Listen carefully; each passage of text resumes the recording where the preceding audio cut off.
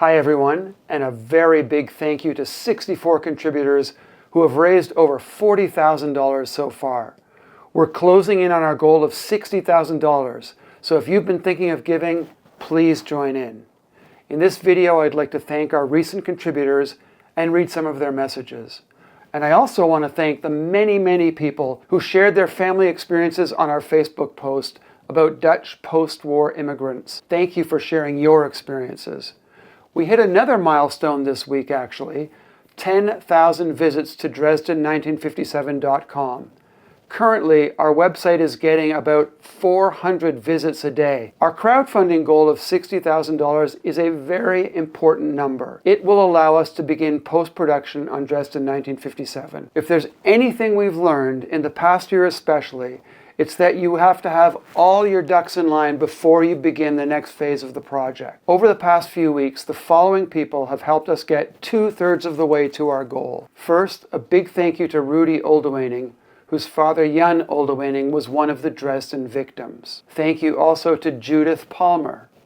I also want to thank my friend Scott Fotheringham. Now, I don't normally say how much people contribute because I feel that that's very personal and every contribution really truly matters. But in this case, I'm going to name it because Scott contributed $195.70. I kind of think that's brilliant. Thank you so much, Scott, and thank you for picking a really cool number. Thank you, Mary Willow, who wrote, "Work accidents are still happening due to negligence and incompetence and worse." And she also contributed because she's Joe Crawford's mom. Thank you so much, Mary. Thank you, Maxim Jago, who wrote, "Wishing you all the best with this project." Thank you, Maxim. Wishing you the best as well. Thank you, Francis Turner. Thank you, Jennifer Garrett. Thank you, Jim Nickel, very much. And thank you so much to Tina Jones, who wrote, "My uncle, Jan Oldewaning, and my sister-in-law's father died in the tragedy. This story must not be lost." Thank you, Tina. Thank you to Steve Rogers. And thank you to my friend Martin Truerniet, who is, in my opinion, one of the best film directors in Holland. And he wrote, "This project is important to me because of Eric."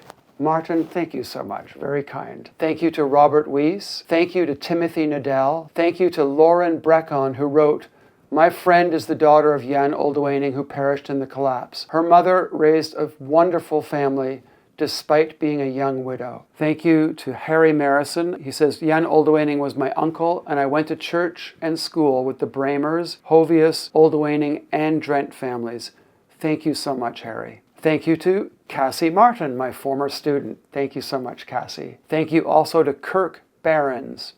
Thank you, Henry Prince, who wrote, "I am one of the immigrants from Holland who came to Canada in 1953 as part of this agricultural need for farm labor. What you are doing resonates with me," he writes. Thank you so much. Thank you very much to Chris Hovius. Thank you to Randall Timmerman, who wrote, "My mother immigrated from Friesland in the mid-1950s and lived in Dresden. They worked on a farm in the early years, making a new life for themselves." Thank you so much. Thank you to Kim McDonald Taylor, who writes that she was 1 year old, living in the area when this happened, and she feels we all need to remember this story, and we agree very much, Kim. Thank you. Thank you to Karen Hochstein. Karen's mother lost her father and brother in the Dresden tragedy. Thank you to Harold Kleivecht, or Kleivecht in Dutch, I think. Harold is the child of Dutch immigrants. As a young engineer, he experienced the profound trauma of a workplace tragedy. Thank you to Mary Romanak. Thank you to Annika Fischer-Fay, and thank you to Annette Hipfner, who wrote, "My parents immigrated to Canada in 1952, first working on a farm in St. Catharines. In the first year, they were treated horribly. Thank you for bringing this to light." And of course, not every Dutch family was mistreated by their farmer sponsors, but many were, and that is indeed a very important part of this story. So thank you for mentioning that, Annette. Annette actually contributed twice. When I offered to refund the second payment, she said, "No, it was meant to be."